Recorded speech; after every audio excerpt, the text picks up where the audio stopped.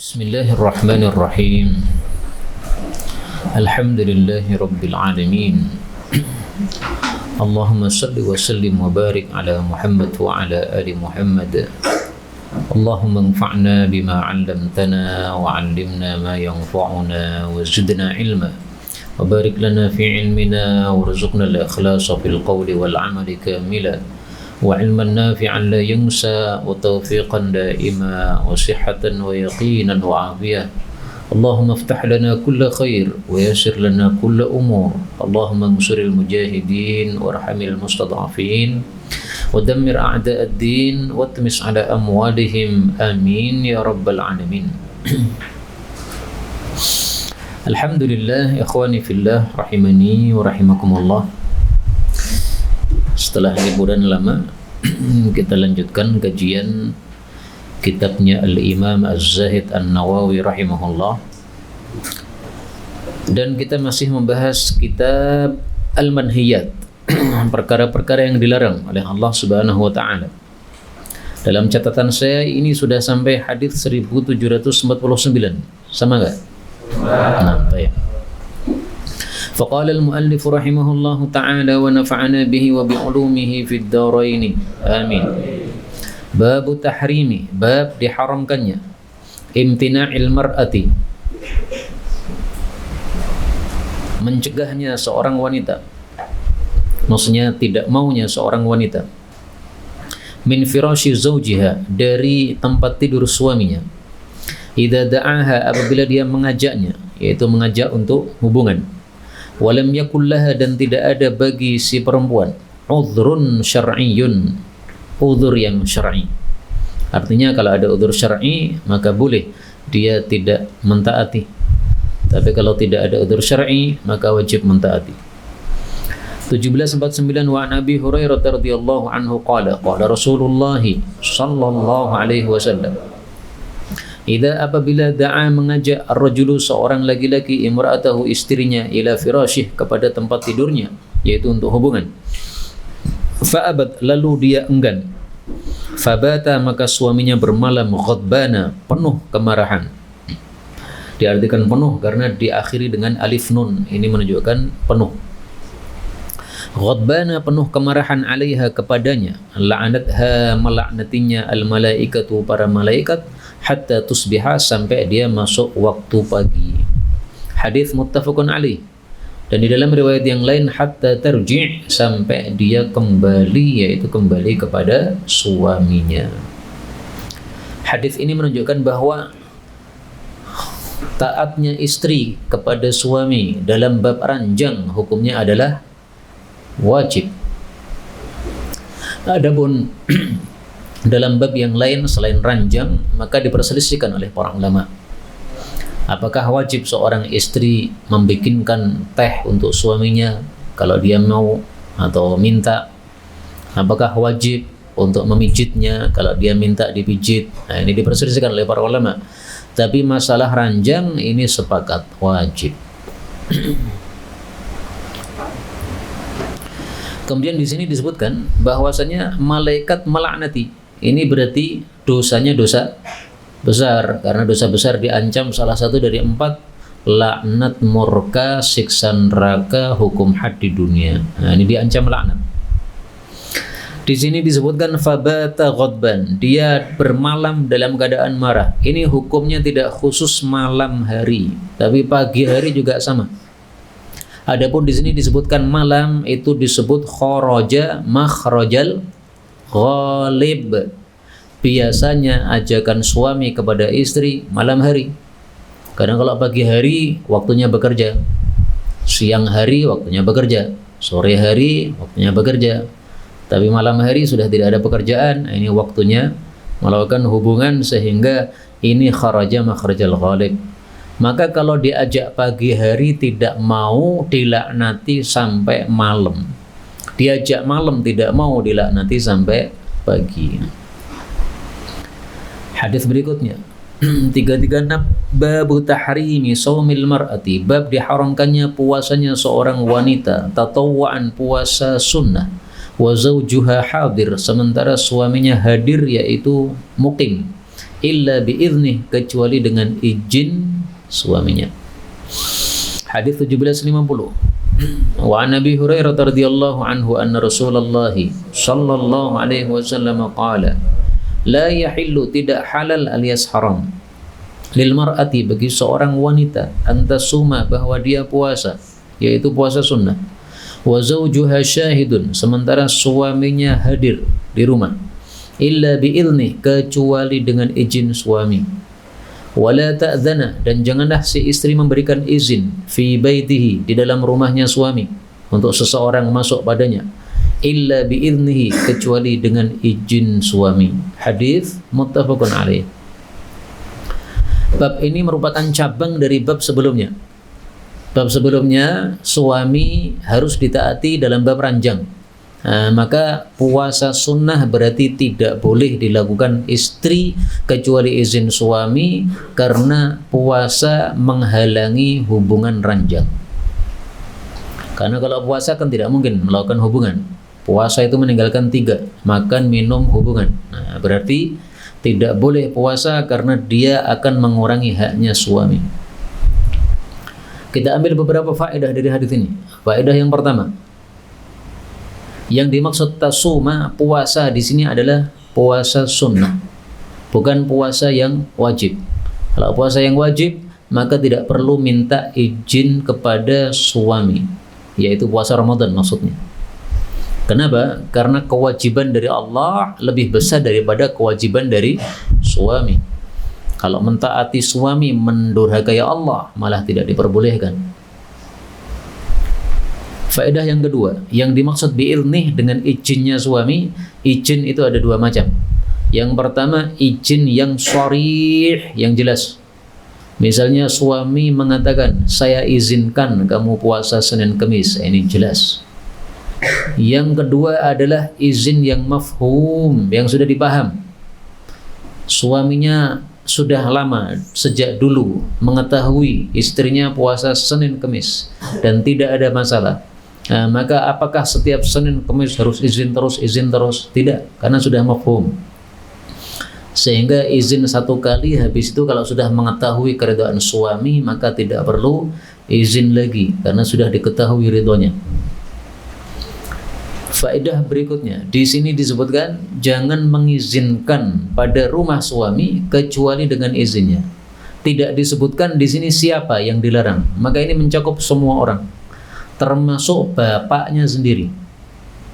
Istri punya bapak, yaitu mertuanya suami. Tidak boleh memasukkan mertua ke dalam rumah, tidak boleh memasukkan bapaknya istri ke dalam rumahnya suami kecuali dengan izin dari suami. Karena rumah itu bukan rumahnya mertua. Rumah itu adalah rumahnya suami. Rumahnya itu bukan rumahnya bapaknya si perempuan ini. Sehingga tidak boleh kecuali dengan izin. Tapi izin sama dengan tadi. Ada izin yang sharih, yang jelas, ada izin yang mafhum, yang sudah dipaham.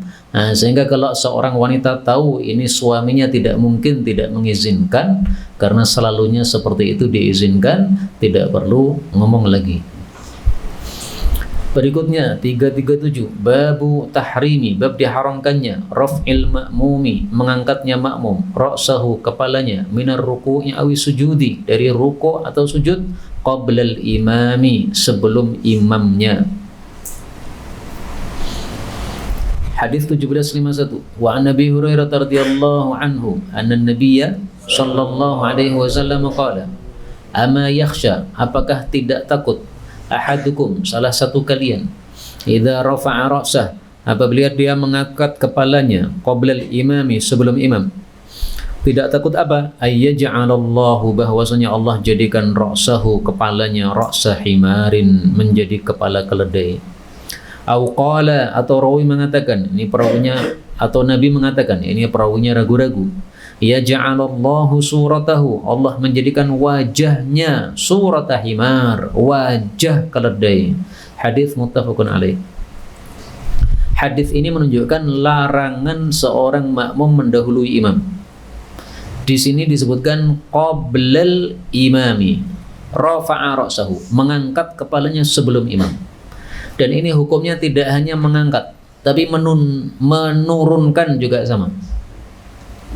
Menurunkan kepala sebelum imam dilarang. Mengangkat kepala sebelum imam dilarang, sama.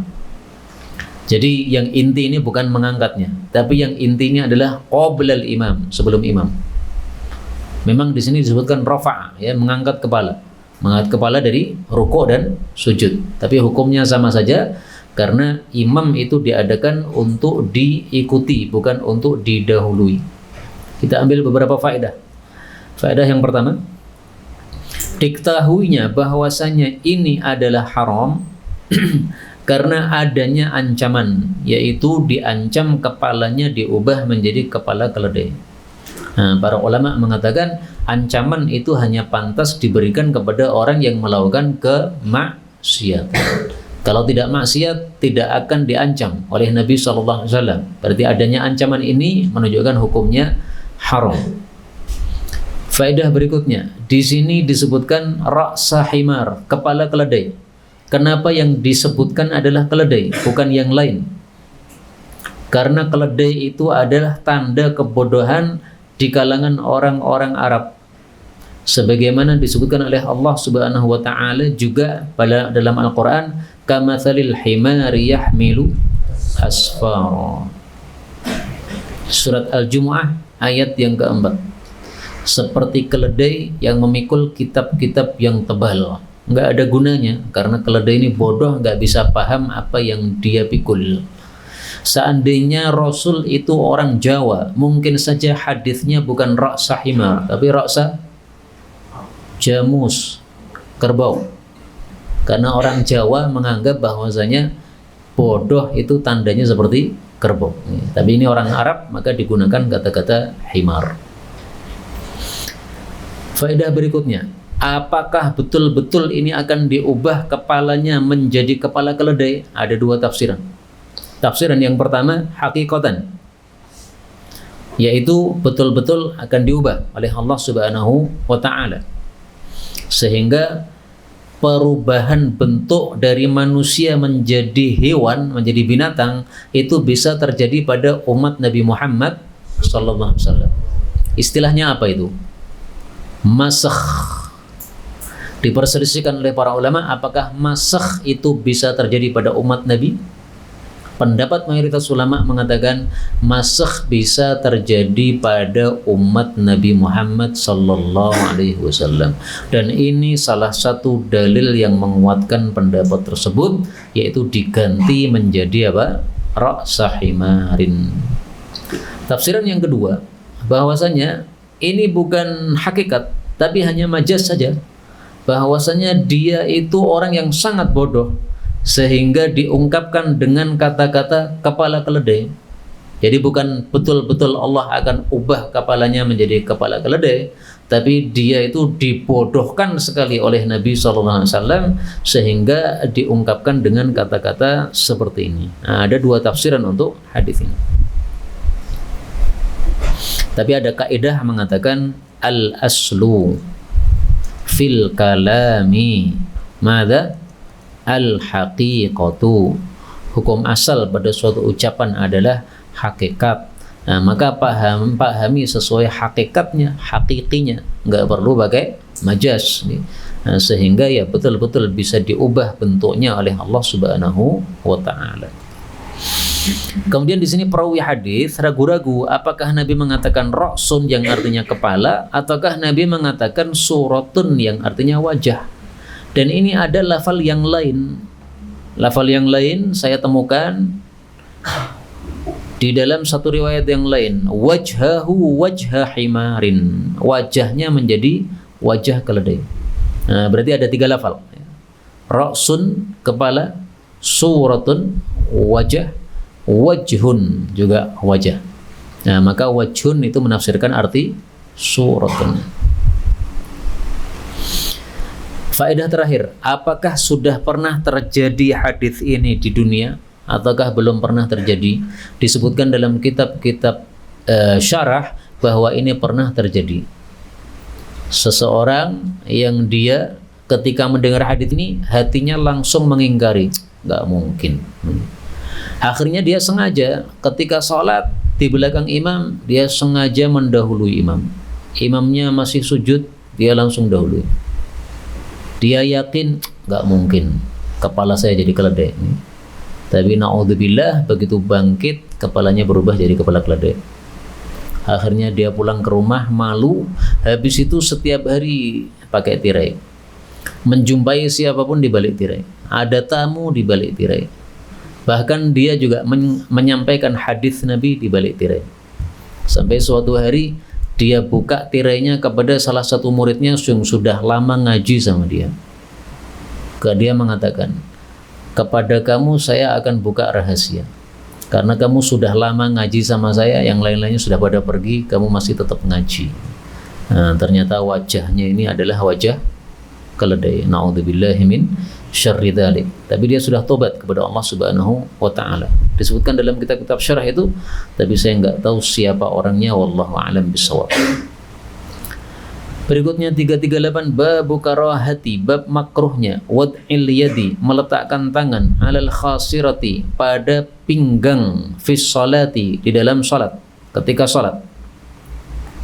Hadis 1752, wa an Abi Hurairah radhiyallahu anhu anna Rasulullah sallallahu alaihi wasallam naha, melarang, anil khasri, dari berkacak pinggang, fis salati, pada saat salat. Hadis muttafaqun alaih. Kenapa tidak boleh berkacak pinggang pada saat salat? Kenapa? Pertama, karena ini perbuatannya orang-orang Yahudi, sebagaimana dikatakan Aisyah, disebutkan oleh Imam Bukhari, fi'lul Yahud, itu perbuatannya orang-orang Yahudi. Berarti tidak boleh tasyabbuh bil kuffari. Terus yang kedua, ini tidak menunjukkan kekhusyuan. Orang sholat disuruh khusyuk, tunduk kepada Allah, malah Allahu Akbar begini. Nah, ini menunjukkan apa? Kesantaian atau kesombongan. Ya, maka tidak pantas untuk orang yang sedang sholat, karena tidak sesuai dengan keinginan Allah bagi orang yang sholat, yaitu untuk khusyuk, wa qumu lillahi qanitin. Kemudian al-khasr atau al-ikhtisar itu ada 3 tafsiran. Tafsiran yang paling populer adalah ini tadi, yaitu berkacak pinggang. Diambil dari kata-kata khasirah. Khasirah artinya pinggang. Berarti ikhtisar, menaruhkan tangan pada pinggang. Tafsiran yang kedua diambil dari kata-kata ikhtisar, meringkas. Berarti al-khasr fi shalah itu adalah salat terlalu cepat diringkas. Salat tarawih 23 rakaat 7 menit. Nah, itu ikhtisar fi shalah, dilarang oleh Nabi sallallahu alaihi wasallam. Tafsiran yang ketiga diambil dari kata-kata mikhsarah. Mikhsarah artinya tongkat. Maka khasr fi shalah itu adalah salat dengan memegang tongkat, enggak boleh. Nah, maka ada 3 tafsiran. Tafsiran pertama, dan ini yang paling bagus, yaitu berkacak pinggang. Kenapa ini tafsiran paling bagus? Karena tafsirannya langsung dari perawi hadis. Sementara kita punya kaidah ar-rawi adra bima rawa. Rawi lebih paham terhadap hadis yang dia riwayatkan. Tafsiran yang kedua ya masuk akal, karena dari kata-kata ikhtisar artinya ringkas, salatnya terlalu ringkas. Tafsiran yang ketiga ya masuk akal juga, karena dari kata-kata mikhsarah yang artinya tongkat. Dan salat pakai tongkat tidak diperlukan, tongkat tersebut maka tidak boleh dilakukan. Kalau diperlukan silahkan, karena ad-darurat tubihul mahdzurat. Tapi kondisi normal, anak-anak muda salat bawa tongkat jangan. Tidak menunjukkan kekhusyuan, karena khusyuk akan terganggu dengan sebab kita memegang-megang tongkat pada saat salat. Berikutnya 339, babu karahatis salati, bab makruhnya salat bi hadratit ta'ami, dengan hadirnya makanan, wa nafsuhu, sementara jiwa dia tatuqu ilaihi, bersyahwat kepadanya, atau ma'a mudafa'ati, bersama dengan menahan al-akhbathaini, 2 yang buruk. Apa itu? Wahuma, keduanya adalah al-baulu, kencing, wal ghaid, dan BAB. Hadis 1753, wa an Abi Aisyah radhiyallahu anha qalat sami'tu Rasulullah sallallahu alaihi wasallam yaqul La salata, tidak ada salat. Kapan? Satu, bi hadrati ta'am, dengan hadirnya makanan. Dua, wala, dan tidak pula huwa, dia itu yudafi'uhu, mendorongnya, al-akhbathani, dua yang buruk, yaitu BAB dan BAK. Yang dimaksud la salata, tidak ada salat, maksudnya la salata kamilatan, tidak ada salat yang sempurna. Bukan la tasihhu shalah, salatnya tidak sah, bukan. Makanya Imam Nawawi membuat judul karahati, makruh saja, tidak sampai kepada haram. Kalau nekat dilakukan gimana? Ya salatnya sah, tetapi kurang sempurna. Kalau pengen pahala yang sempurna, jangan dalam dua kondisi ini. Kemudian di sini Nabi mengatakan bihadrati ta'am, ketika makanan sudah hadir. Sudah hadir maksudnya sudah disajikan, tinggal makan saja. Malah kita salat, nggak benar. Makan dulu baru salat. Kenapa? Sudah disajikan. Kalau belum disajikan, masih proses, silakan salat dulu. Tapi ditafsiri oleh Imam Nawawi, wa nafsuhu tatuq, itu adalah kalau jiwanya bersyahwat kepada makanan. Tapi kalau jiwanya tidak bersyahwat kepada makanan, maka ini tidak dilarang.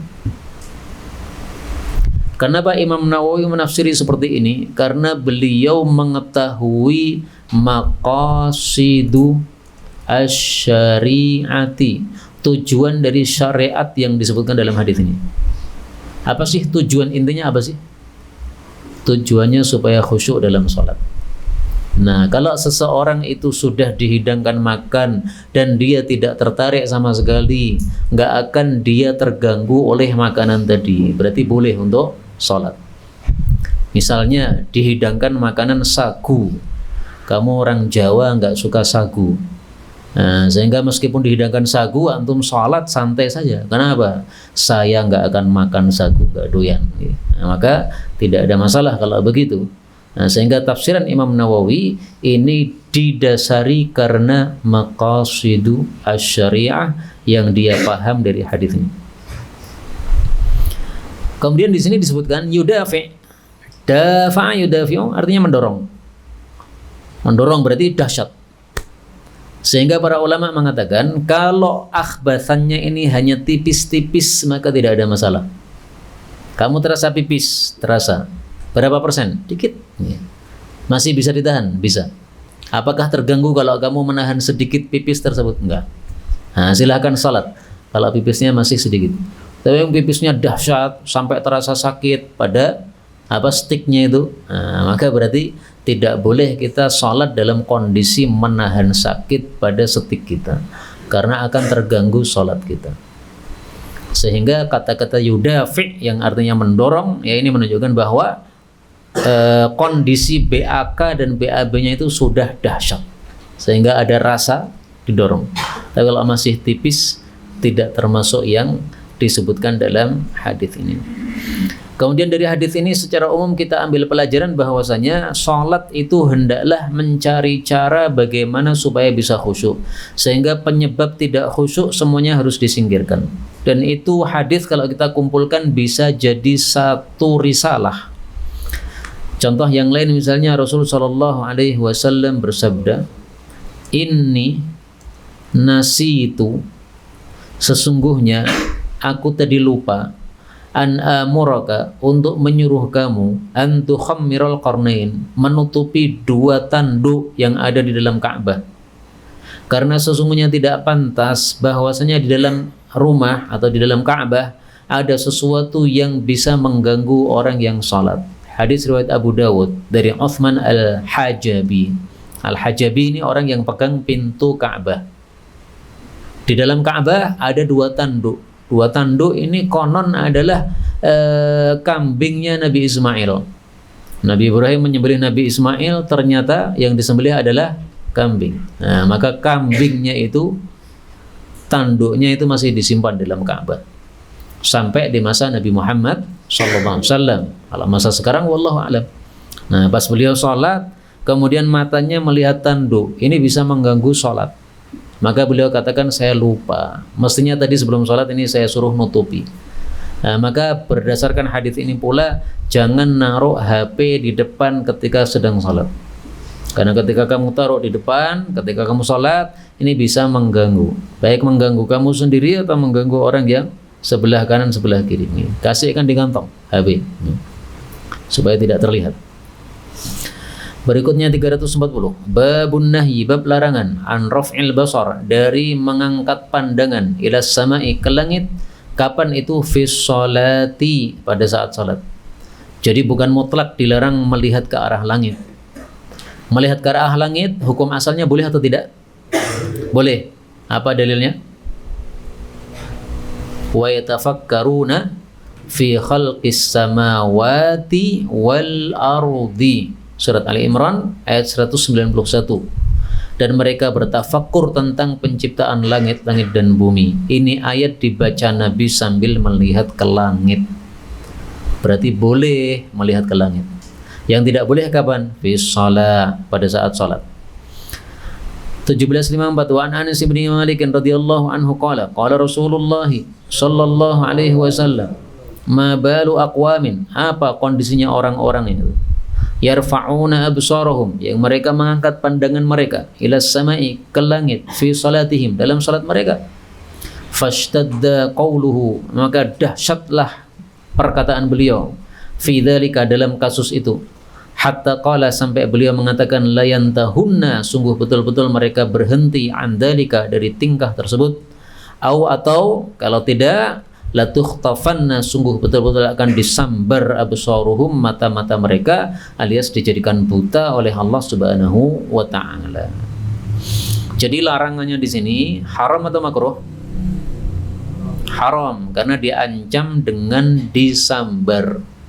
Dan tadi sudah kita sampaikan kaedahnya, para ulama katakan kalau ada ancaman berarti perbuatannya haram. Karena yang pantas diancam itu adalah orang yang melakukan perbuatan maksiat. Tapi memang di sini Imam Nawawi tidak mengatakan tahrim, tapi an-nahyi. Nah, saya belum tahu Imam Nawawi ini kenapa dia memilih kata-kata an-nahyi, kenapa nggak tahu saya. Karena Imam Nawawi ini menggunakan 3 istilah. Kadang menggunakan istilah tahrim, kadang menggunakan istilah karahah, kadang menggunakan istilah an-nahyu. Nah, kalau an-nahyu ini bisa dipahami 2, makruh atau haram. Sehingga kalau ada kata-kata an-nahyu kita harus berpikir. Tapi kalau ada kata-kata karahah, udah langsung kita paham. Ini maksudnya makruh. Karena Imam Nawawi tidak menggunakan istilah karahah untuk makna haram. Beda dengan Imam Tirmidzi. Imam Tirmidzi kan ulama dulu. Imam Nawawi termasuk ulama belakangan, ya 600 ke bawah. Nah, kalau Imam Tirmidzi ya, termasuk ulama atas, 300-an sekian ya. 200, sebelum 300-an. Nah, maka ulama-ulama dulu menggunakan istilah karahah untuk makna haram itu sering, tapi kalau Imam Nawawi di sini beliau sudah memilah yang haram tahrim, yang makruh karahah. Nah, untuk an-nahyi ini saya nggak ngerti kenapa Imam Nawawi kadang-kadang menggunakan istilah an-nahyi. Mungkin juga karena hadisnya sudah jelas sehingga kita bisa mengetahui hukumnya apakah haram ataukah makruh. Kita ambil beberapa faedah. Faedah yang pertama, Rasulullah kalau menegur orang-orang yang melakukan kesalahan tidak menyebutkan namanya, tapi hanya mengatakan mabalu aqwamin. Kenapa? Manfaatnya 2. Manfaat yang pertama, kalau disebutkan nama itu bisa membuat malu orang yang disebutkan namanya. Manfaat yang kedua, kalau disebutkan mabalu aqwamin, ini hukumnya menyeluruh, berlaku untuk siapapun juga. Tapi kalau disebutkan nama bisa jadi disalahpahami, dikira hanya berlaku untuk orang yang disebutkan tadi. Nah, maka fungsi yang pertama supaya tidak bikin malu orang yang melakukan kesalahan. Yang kedua supaya hukumnya lebih menyeluruh sehingga tidak ada yang salah paham, dianggap bahwa itu khusus bagi orang-orang yang disebutkan namanya. Ada ungkapan para ulama mengatakan al-mu'min yansah wal munafik yafdah. Al-mu'min yang sah, orang beriman itu memberikan nasihat. empat mata, atau menyebutkan dengan kalimat yang tidak jelas tadi, tidak disebutkan namanya. Wal munafik yafdah, kalau orang munafik itu sukanya mempermalukan. Sama-sama mungkin kalimatnya nasihat, tapi satunya betul-betul murni nasihat, enggak sebut nama. Satunya ada sisi untuk mempermalukan. Nah, orang beriman enggak begitu. Jangan mempermalukan orang. Nasihati silahkan nasihati, tapi jangan bikin dia malu. Faedah berikutnya, dalam hadis ini Rasulullah Shallallahu Alaihi Wasallam mengancam akan disambar mata-mata mereka. Nah, disambar dengan apa? Terserah Allah Subhanahu Wa Taala. Bisa saja disambar dengan petir atau kilat yang menyebabkan butanya mata mereka, sebagaimana disebutkan di awal-awal surat Al-Baqarah. Bab 341, bab karahati, bab makruhnya al-iltifati, menoleh fi salati, di dalam salat, li ghairi udhrin, tanpa udzur. Berarti kalau ada udzur tidak ada masalah. Makanya ada kaidah mengatakan al-hajah tuzilul karaha. Al-hajah, keperluan itu, tuzilu, melenyapkan, al-karaha, hukum makruh.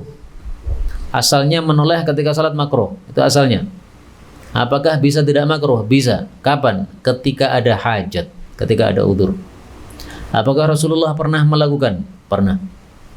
Rasulullah salat matanya sambil pelero kanan kiri, ya. Kenapa? Karena beliau waktu itu sedang perang, sehingga beliau sambil melihat kondisi. Barangkali ketika kita sedang salat tiba-tiba ada musuh, nah, maka beliau sambil melihat ke arah kanan, ke arah kiri, ini untuk menjaga keamanan pasukannya. Abu Bakar apakah pernah melakukan? Pernah juga. Abu Bakar jadi imam, Rasulullah sakit. Tiba-tiba di tengah salat Rasulullah datang, sehingga orang-orang pada takbir, Allahu Akbar, Allahu Akbar. Nah, maka Abu Bakar akhirnya menoleh. Nah, menoleh, setelah menoleh, bukan takbir, tasbih. Nah, maka akhirnya diberitahu bahwasanya Rasulullah sudah datang. Nah, ini karena hajat tidak ada masalah, tidak makruh. 1755, wa ana Aisyah radhiyallahu anha qalat, sa'altu, saya bertanya kepada Rasulullah sallallahu alaihi wasallam, anil iltifati, tentang menoleh fi salati, di dalam salat. Faqala, maka beliau bersabda, huwa, menoleh itu adalah ikhtilasun, satu curian, yahtasiluhu syaitan, yang setan mencurinya, min salatil abd, dari salatnya seorang hamba. Hadis diriwayatkan oleh Al-Bukhari. Ketahuilah bahwa menoleh di dalam salat itu bisa dibagi tiga. Yang pertama, menoleh dengan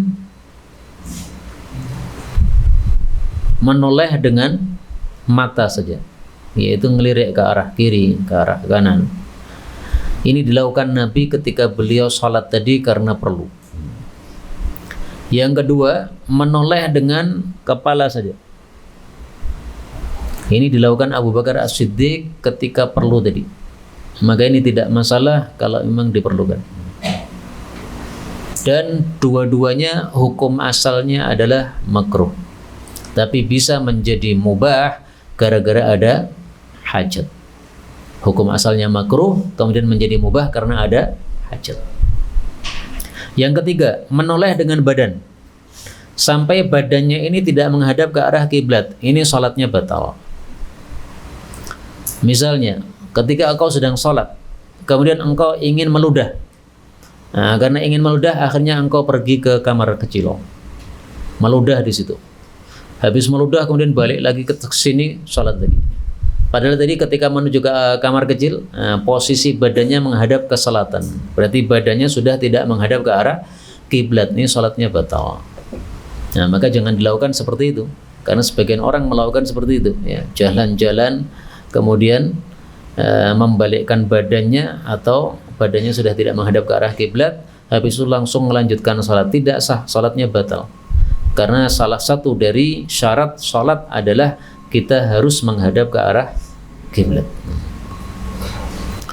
Berikutnya 1756, wa an Anas radhiyallahu anhu qala qala li Rasulullah sallallahu alaihi wasallam, iyyaka, jauhilah olehmu, wal iltifata, menoleh, fis salati, pada saat salat. Fa innal iltifata, karena sesungguhnya menoleh, fis salati, pada saat salat, halakatun, adalah kebinasaan.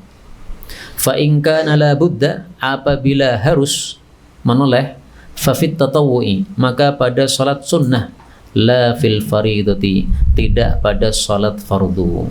Hadis diriwayatkan oleh Tirmidzi dan beliau mengatakan hadis ini hasan sahih. Hadis ini diperselisihkan derajatnya oleh para ulama. Kata Imam Tirmidzi sahih, tetapi didhaifkan oleh Al-Albani. Nah, sekarang untuk mengetahui kedhaifannya, mari kita tilik di dalam kitab Sunan Tirmidzi atau di dalam kitab Tuhfatul Ahwadhi.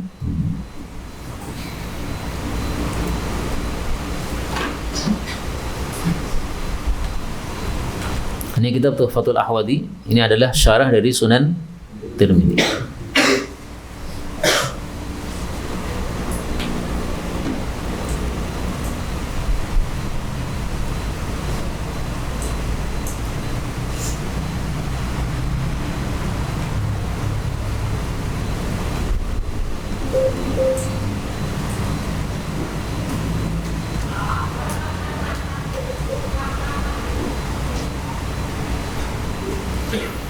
Qauluhu hadza haditsun hasan wa fil muntaqa rawahu Tirmidzi wa sahhaha. Nah, di sini tidak disebutkan kenapa dhaifnya.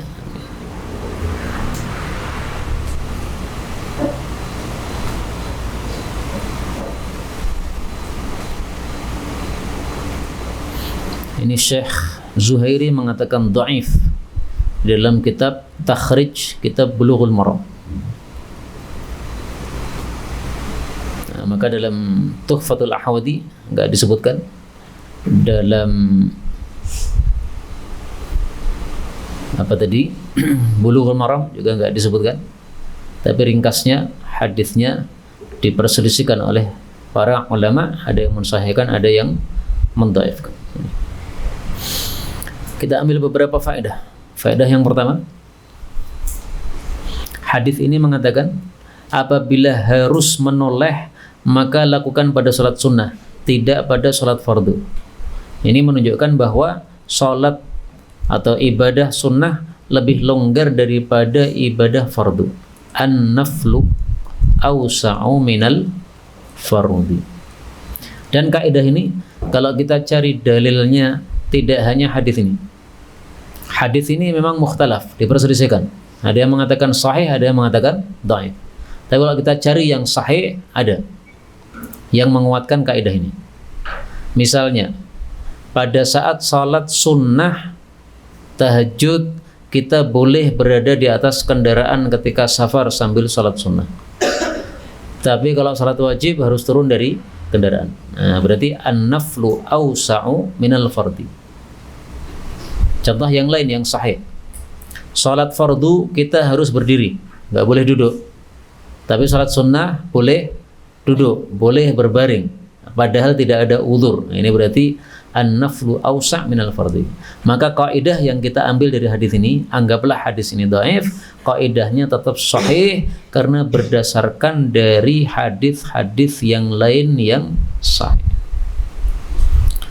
Faedah kedua, di sini disebutkan haditsun hasanun sahih, sementara dalam naskah yang lain Imam Tirmidzi hanya mengatakan haditsun hasan, tidak ada sahihnya.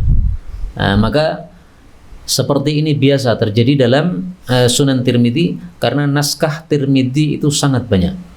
Sebagian naskah hanya mengatakan hasan, sebagian naskah mengatakan hasanun sahih. Sehingga kalau ada yang mengatakan hasanun sahih, jangan langsung kita menyalahkan. Ini salah ini, di kitab saya saja hasan. Jangan begitu. Bisa jadi beliau mengambil naskah yang lain, kamu pakai naskah yang lain. Nah, tidak bisa disalahkan karena naskahnya berbeda.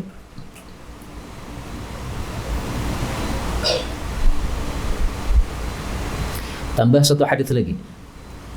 342, babun nahyi, bab larangan anis salati, dari salat ilal qubur, menghadap ke kuburan. An Abi Marthadin kan Nazi bin al-Husaini radhiyallahu anhu qala sami'tu Rasulullah sallallahu alaihi wasallam yaqul la tusallu, janganlah kalian salat ilal quburi, menghadap ke kuburan. Wala tajlisu, dan janganlah kalian duduk alaiha, di atas kuburan. Kata-kata jangan salat menghadap kuburan ini jelas larangan. Pertanyaannya, apakah salatnya sah atau tidak kalau seandainya tetap dilakukan? Diperselisihkan oleh para ulama. Sebagian ulama mengatakan salatnya tidak sah. Kenapa? An-nahyu yufidul fasada. Larangan itu berkonsekuensi salat ibadahnya yang dilarang tadi rusak. Nah, berarti karena sudah dilarang, kalau nekat dilakukan fasad, rusak, tidak sah salatnya. Pendapat yang kedua, salatnya sah. Dan inilah pendapatnya Imam Bukhari, salatnya sah. Dalam Sahih Bukhari beliau mengatakan walam ya'murhu bil i'adah. Bil i'adah. Ra'a, telah melihat Umar bin Khattab radhiyallahu anhu, Anas bin Malik salat di depan kuburan.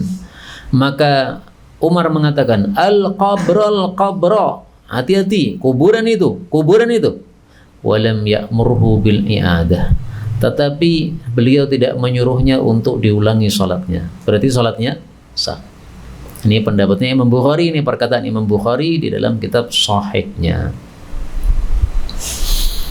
Kemudian larangan duduk di atas kuburan ini juga diperselisihkan oleh para ulama. Sebagian ulama berpendapat yang dimaksud duduk ini adalah duduk BAB, buang hajat. Kalau duduk biasa nggak ada masalah. Pendapat yang kedua, duduk di sini duduk secara mutlak, karena di sini Rasulullah tidak sebutkan BAB. Makanya jangan engkau khususkan. Kaidahnya mengatakan al-'am yabqa 'ala 'umumihi. Namanya dalil umum itu tetap berada di atas keumumannya sampai muncul dalil yang mengkhususkan. Enggak kita temukan dalil yang mengkhususkan. Berarti ini umum. Duduk tidak boleh. Karena kalau kita duduk di atas kuburan ini seperti nggak sopan sama orang yang berada di dalamnya. Seperti misalnya di bawah meja ini ada orang sedang tidur, nih. Kemudian kamu malah mancing di atas meja. Nah, ini nggak sopan. Sama juga ya, orang yang sudah dikubur di kuburan, kemudian kamu malah nangkring duduk di atasnya, ini tidak sopan kepada orang yang dikubur tersebut. Nah, maka la tajlisu ini mencakup semua. Siapa yang berpendapat bahwa ini hukumnya khusus untuk BAB? Imam Malik rahimahullah, beliau pahami duduk di sini hanya duduk BAB atau BAK. Wallahu a'lam bissawab. Ini yang dapat kita pelajari betul dari Allah Subhanahu wa taala. Kalaupun ada salahnya fa astaghfirullahaladzim li wa lakum. Sisa waktu kalau ada pembahasan dipersilahkan. Ya. Silakan. Izin bertanya. Nah. Yang pertama, apakah ada hadis yang menggambarkan di mana tangan Rasulullah tatkala berdoa, apakah setara dengan dada atau yang lainnya? Yang kedua, apakah tatkala orang mengatakan ada kadabrak atau kun fayakun itu kafir? Apakah ada hadis tentang tangan Nabi ketika berdoa? Kalau hadis Nabi saya belum mengetahui. Kalau perkataan para sahabat kamu bisa lihat dalam Ibnu Abu Dawud. Wal ibtihalu. Ini perkataan Ibnu Abbas. Abu Dawud 1489. Al-mas'alah minta antar fa'ayadaika hadwa mangkibaika, sejajar dengan mangkib pundak. Wal istighfar an tusyira bi usbu'in wahid, astaghfirullah. Wal ibtihal an tamudda yadayka jami'an, tamudda. Nah, itu ibtihal, doa yang sangat dahsyat, termasuk mubahalah. Nah, itu doa yang dahsyat. Kalau doa biasa ini masalah. Nah, sekian. Tapi adapun ucapan kun fayakun ini adalah ucapan Allah kepada sesuatu yang Allah kehendaki, tapi Allah tidak mengatakan kun fayakun. Allah mengatakan kun saja, ya. Dengan ucapan kun fayakunu, maka muncul atau terjadi sesuatu yang dikehendaki oleh Allah Subhanahu wa taala. Jadi tidak cocok untuk diucapkan manusia. Apa maksudnya dia mengucapkan kun fayakun? Tapi mengatakan menjadi kafir ya nggak perlu dikatakan kafir ya. Ada lagi? Silakan belakang. Apa perbedaan azimah sama rukhsah? Kalau beda apa perbedaannya dan mana yang lebih diambil azimah atau rukhsah? Mana yang lebih didahulukan? Azimah atau rukhsah?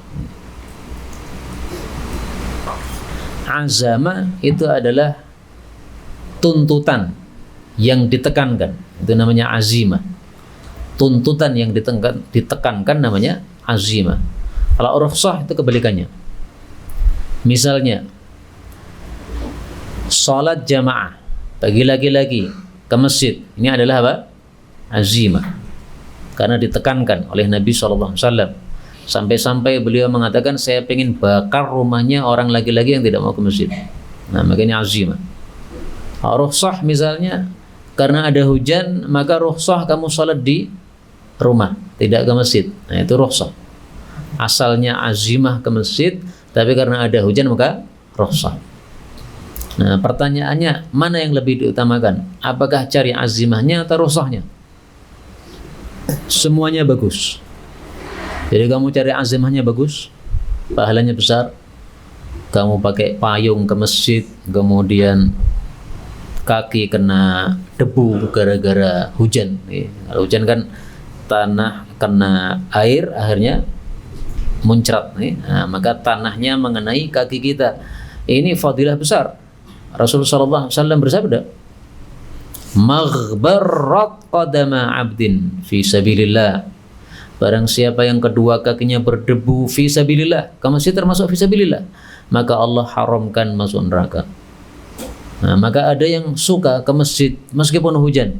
Kenapa? Cari fadilahnya, nggak ada masalah. Tapi cari rukhsahnya, salat di rumah, nggak ada masalah. Mana yang kamu sukai silahkan. Keduanya bagus. Ke masjid bagus, salat di rumah juga bagus. Salat di rumah rukhsah, berarti menerima keringanan dari Allah Subhanahu wa taala. Nah, ke masjid azimah ini hukum asalnya dan fadilahnya ada tadi. Nah, maka tidak perlu dibanding-bandingkan, semuanya bagus. Ada lagi? Silakan.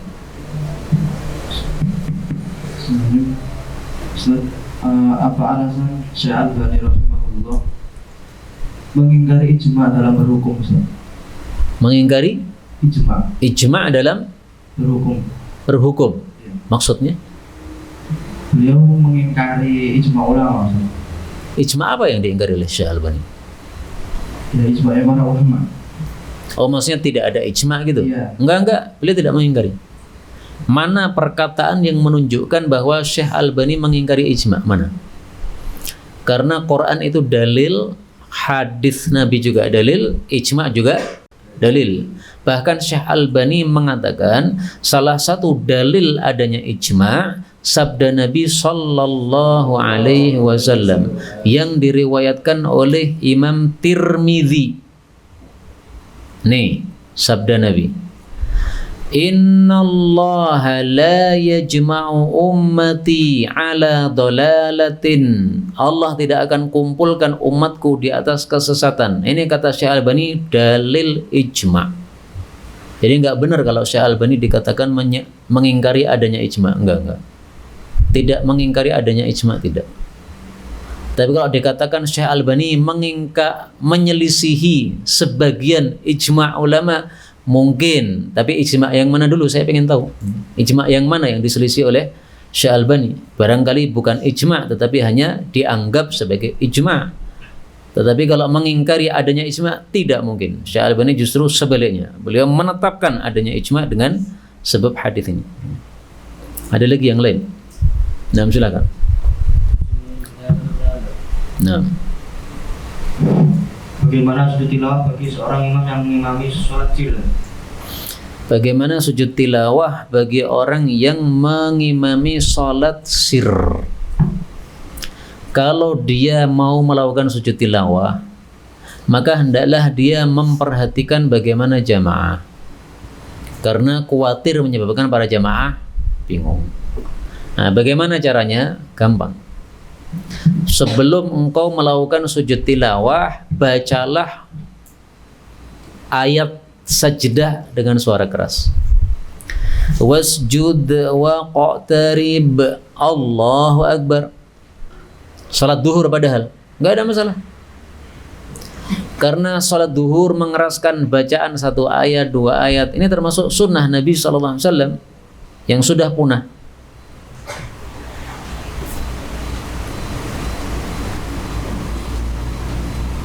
Fil ayati ahyanan.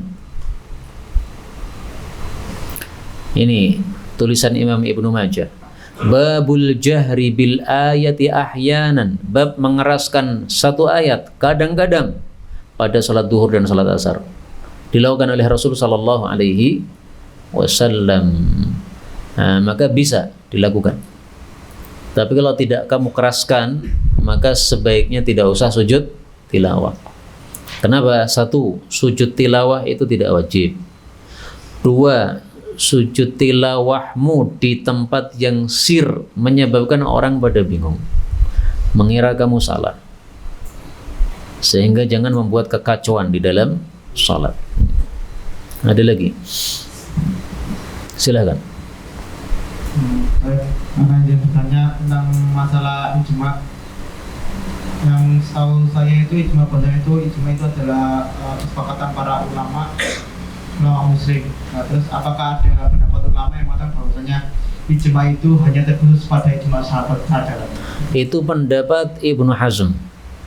Beliau mengatakan ijma yang mu'tabar itu hanya ijma sahabah.